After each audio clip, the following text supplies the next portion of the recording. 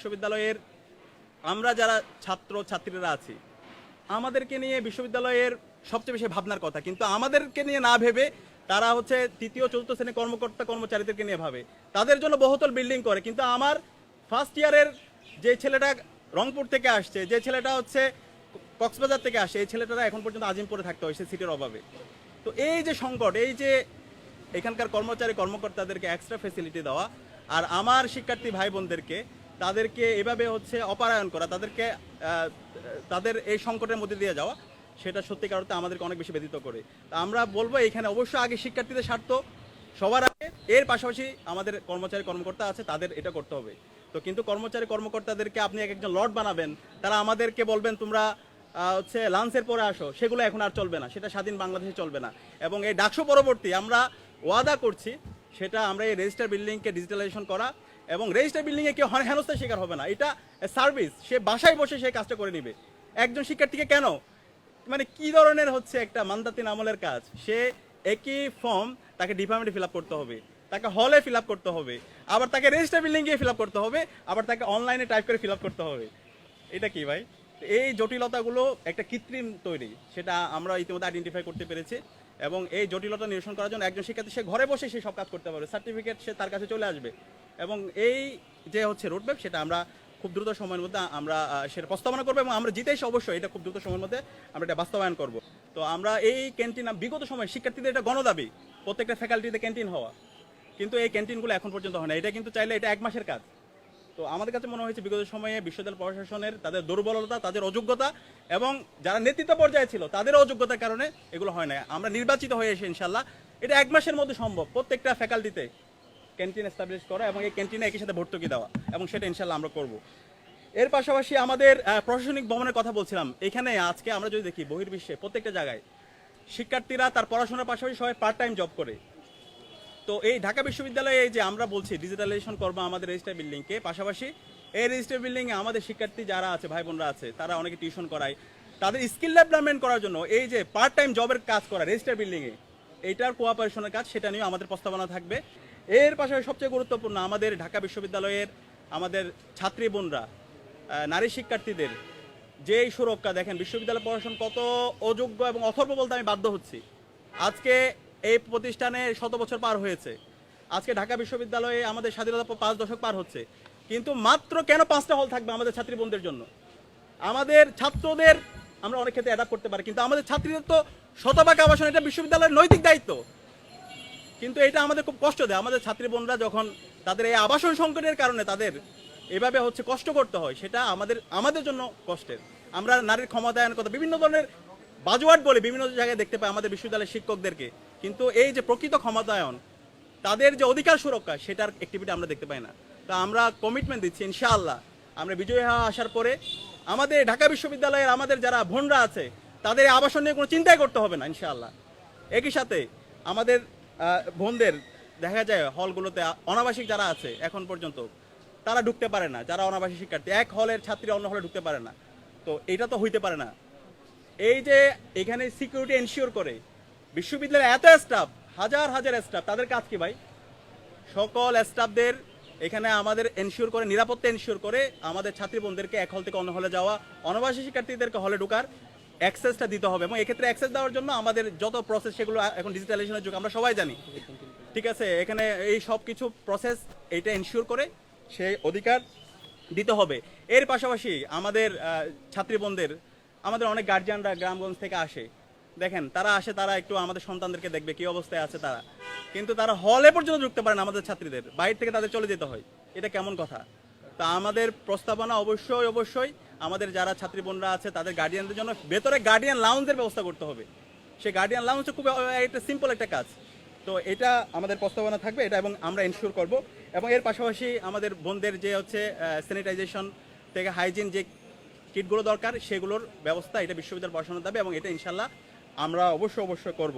এর পাশে আমাদের এই বোনদেরকে রাজনীতি বিমুখ করার জন্য বিভিন্ন পক্ষ ক্রমাগত সাইবার বুলিং করছে, এবং আমরা আমাদের দেখতে পেয়েছি এনসিপির যে তাসনিম জারা আপু থেকে শুরু করে আমাদের প্যানেলের হচ্ছে জুমা, উম্মে সালমা, এরপর হচ্ছে তামান্না, অনেককে ক্রমাগত সাইবার বুলিং, বিভিন্নভাবে তাদেরকে হ্যারাসমেন্ট করা হচ্ছে।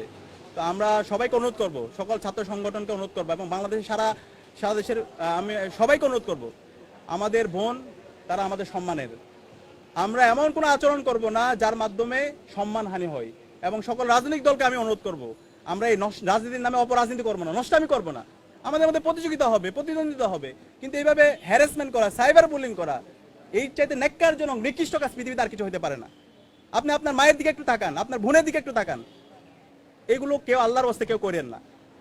আমরা অনুরোধ করবো সবাইকে দায়িত্বশীল আচরণ করার জন্য। আমাদের এই বোনরা আমাদেরকে সাহস জুগিয়েছে এবং এই জুলাই বিপ্লবে আমাদের বোনরা আমাদেরকে, আমরা যখন হতাশ হয়ে পড়েছিলাম সেই 15 আগস্ট, আমাদের বোনরা সবার আগে আমাদেরকে প্রোটেক্ট করেছে এবং পুরো সময় জুড়ে এই আমাদের বোনদেরকে, আমাদের এই যে আমরা যদি বাংলাদেশে একটা ন্যাশন হয়ে উঠতে চাই, আমাদের ঢাকা বিশ্ববিদ্যালয়ে সবার ঢাকা বিশ্ববিদ্যালয় করতে চাই, শহীদদের আকাঙ্ক্ষার আলোকে বাংলাদেশ বিনিয়োগ করতে চাই, অবশ্যই আমাদের বোনদেরকে আমাদের রাজনীতিতে সর্বাগ্যে লাগবে। তো আমরা আশা করব এই সাইবার বুলিং যারা করছেন সেটা আপনারা দ্রুত সময়ের মধ্যে বন্ধ করেন।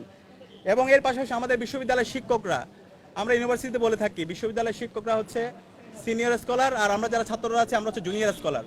শিক্ষক এবং ছাত্রের মধ্যে সবচেয়ে সৌহার্দ্যমূলক সম্পর্ক থাকবে, কিন্তু আমরা দেখতে পাই বিশ্ববিদ্যালয়ে আমাদের শিক্ষকরা আমাদের সাথে লর্ড সুলভ আচরণ করে। প্রতিনিয়ত আমাদের বিশ্ববিদ্যালয়ে যদি আমরা একটু সার্ভে করি, আমাদের অনেকে এখানে গবেষকরা সার্ভে করেছেন, শিক্ষকদের যে ডমিনেশনের কারণে অসংখ্য শিক্ষার্থীরা মেন্টাল সাপ্রেশন অপারেশনের মধ্যে দিয়ে তারা কাটায়, তাদেরকে বিভিন্নভাবে তাদেরকে হেনস্থ করা হয়। এবং একই সাথে দেখতে পাই আমাদের এই শিক্ষকরা তারা প্রাইভেট ইউনিভার্সিটি গিয়ে খুবই কোয়ালিটি সম্পন্ন ক্লাস নেয়, আর আমাদের এখানে শিক্ষকরা তারা ওই মান্দাতিন আমলের একটা শীট, সেগুলো বিভিন্ন ধরনের শীট, সে একই শীট একই স্লাইড, এগুলো নিয়ে আমাদেরকে বছরের পর বছর তারা ক্লাস নেয়। তো এইভাবে যদি হয় তাহলে তো আমাদের শিক্ষার মান হবে না, শিক্ষার মানের কোনো উন্নয়ন হবে না। এবং আমাদের এখানে ঢাকা বিশ্ববিদ্যালয় যতগুলো ডিপার্টমেন্ট আছে সেই ডিপার্টমেন্টগুলোর যেই সিলেবাস আছে সেই অনেক আগের সিলেবাস, কোনো আপডেট হয় নাই। তো আমরা ইনশাল্লাহ জিতে এসে এই ঢাকা বিশ্ববিদ্যালয়ের কারিকুলাম, প্রত্যেকটা ডিপার্টমেন্টের কারিকুলাম এবং শিক্ষকদের যে হচ্ছে যে লর্ড সুলভ আচরণ, সেটা আমরা করতে দিব না ইনশাল্লাহ। এবং এখানে একটা ভারসাম্য থাকবে। এবং একই সাথে আমরা অসংখ্য অভিযোগ আমাদের ছাত্রী বোনদের থেকে আমরা পেয়েছি, সাইবার বুলিং এবং শিক্ষার্থীদের হচ্ছে শিক্ষকদের উপর বিভিন্ন ধরনের হচ্ছে হেজাব যারা পড়ে তাদেরকে বিভিন্ন ধরনের হ্যারাসমেন্ট করা এবং পাশাপাশি বিভিন্ন ধরনের যৌন হয়রানির অভিযোগ এসেছে। এবং ঢাকা বিশ্ববিদ্যালয় আপনারা জানেন একটা যৌন হয়রানির বিষয়ে একটা সেলও আছে, কিন্তু এই সেলের কোনো কার্যকারিতা নাই। এই সেলটা কীভাবে ফাংশন করবে এটা নিয়ে কোনো অর্ডিন্যান্স নাই। তো আমরা বলছি ইনশাল্লাহ আমরা বিজয়ী হয়ে এসে এই ধরনের যারা হ্যারাসমেন্ট করে, যারা এই ধরনের নিপীড়নের সাথে জড়িত, আমরা তো সবাইকে বিচারের আওতায় নিয়ে আসবো এবং এটা একটা অর্ডিন্যান্স থাকবে। এবং যেটা করা হয় একটা আপোষ মীমাংসার মাধ্যমে সাময়িকভাবে এটাকে হচ্ছে সলভ করে এটাকে হচ্ছে জিয়ে রাখা হয়। তো এই ধরনের বিচারিতা আমরা হতে দিব না। এবং এর পাশাপাশি আমাদের ঢাকা বিশ্ববিদ্যালয়ে অর্ধেকের বেশি শিক্ষার্থী অনাবাসিক আছে, বিভিন্ন জায়গা থেকে তারা আসে। ঢাকা বিশ্ববিদ্যালয় প্রায় 17টা বাস রুট আছে। এই বাস রুটে যারা আসে তাদের যে পরিশ্রম করতে হয়, এবং বাসে দেখা যায় তাদের সকাল 8টায় ক্লাস, সকাল 8টায় তাদের পরীক্ষা, কিন্তু দেখা যাচ্ছে বাস যাচ্ছে 9টায়, 8:30টায়। এবং এই বাসের যে সমস্যা, এগুলো সব হচ্ছে কৃত্রিম সমস্যা, কৃত্রিম সংকট। এখানে একটা বিশাল সিন্ডিকেট গড়ে উঠছে বিশ্ববিদ্যালয় রেজিস্ট্রার বিল্ডিং এর এই ডিপার্টমেন্ট যারা দেখে এবং এটার সাথে যারা জড়িত, একটা সিন্ডিকেট তৈরি হয়েছে। আমরা বিজয়ী হয়ে আসার পরে এই সকল সিন্ডিকেটকে আমরা ভেঙে দেবো ইনশাআল্লাহ। এবং এই সকল বাস পার্মানেন্ট বাস করতে হবে। এই যে আপনার বিআরটিসি ডিপো থেকে ভাঙ্গাচোরা বাস নিয়ে আসেন, এক একদিন এক এক জায়গায় দুর্ঘটনা হয়। এই দুর্ঘটনা কি কোনো মূল্য নাই? কিছুদিন আগে উত্তরায় আমাদের শিক্ষার্থী ভাই বোনদের উপর হামলা হয়েছে, বিভিন্ন জায়গায় হামলা হয় এবং মেট্রো রেলের পিলারের মধ্যে বাস লাগাই দিচ্ছে। এগুলোর কোনো জবাবদিহিতা নাই। তো সেগুলো জবাবদিহিতার মধ্যে নিয়ে আসা এবং এই বাসগুলোর একটা পার্মানেন্ট সলিউশন করা, এই সে দায়িত্ব ইনশাল্লাহ আমরা বিজয়ী হয়ে আসার পরে এই যারা অনাবাসী শিক্ষার্থী আছে, যারা বিভিন্ন প্রান্ত থেকে আসে, তাদের এটা নিয়ে চিন্তা করতে হবে না। এবং প্রত্যেকটা দিন নির্ধারিত সময়ে তারা বাস পাবে। এবং দেখা যায় রাতের দিকে কোনো বাস, অনেক শিক্ষার্থী টিউশনে যায়, বিভিন্ন জায়গা থেকে আসে, কিন্তু এই বাসগুলো না। জাহাঙ্গীরনগর বিশ্ববিদ্যালয়ের বাস এখানে রাত 8টা, 8:30, 9টা পাওয়া যায়, কিন্তু ঢাকা বিশ্ববিদ্যালয়ের বাস নাই। তো এই যে রাতের বেলা অনেক শিক্ষার্থীদের এই সংকটের মধ্যে দিয়ে যেতে হয়, আমরা ইনশাল্লাহ নির্বাচিত হয়ে আসার পরে সেটা থাকবে না ইনশাল্লাহ। এবং বাস নিয়ে একটা পার্মানেন্ট সলিউশন আমরা করবো ইনশাল্লাহ। এর পাশাপাশি আমাদের বলছি আমরা ডাকসুতে দেখতে পেয়েছি, বিগত সময় তো অনেক ডাকসু হয়েছে, কিন্তু ট্রান্সপারেন্সি, ফাইন্যান্সিয়াল ট্রান্সপারেন্সি এবং অডিট সিস্টেম নিয়ে অনেক কথা আছে। ইনশাল্লাহ আমরা আপনাদেরকে কথা দিচ্ছি, আমরা বিজয়ী হয়ে আসার পরে আমাদের এমন অডিট সিস্টেম, আমরা যেদিন বিজয় হয়ে আসবে এরপর থেকে একদম দায়িত্ব শেষ করা পর্যন্ত প্রত্যেকটা জিনিসের অডিট থাকবে ইনশাল্লাহ, স্বচ্ছতা থাকবে, জবাবদিহিতা থাকবে। এবং সেটা আমরা অডিট আকারে বিশ্ববিদ্যালয় প্রশাসন এবং সকল শিক্ষার্থীদের কাছে আমরা সেটা পেশ করবো ইনশাল্লাহ। এবং আমাদের আরেকটি সবচেয়ে গুরুত্বপূর্ণ দাবি, সেটা হচ্ছে এই ডাকসুকে একাডেমিক ক্যালেন্ডারভুক্ত করা। আমাদের বিশ্ববিদ্যালয় প্রশাসনকে আমরা যে 63 দফা সংস্কার প্রস্তাবনা দিয়েছি, সেটার মধ্যে একটা গুরুত্বপূর্ণ দাবি ছিল এটা। এই ডাকসুর এটা হবে একটা একাডেমিক কাজ। এটা হচ্ছে বিশ্ববিদ্যালয় পড়াশোনার একটা গুরুত্ব, এটা একাডেমিক ক্যালেন্ডারে যুক্ত করে, এটা হচ্ছে একটা কাজ তাদের। তো আমরা দায়িত্ব নেওয়ার পর ইনশাল্লাহ 1 বছরের পরে নির্ধারিত সময় আবার ডাকসুর তফসিল ঘোষণা করা, সেটা হবে আমাদের অন্যতম একটা কমিটমেন্ট।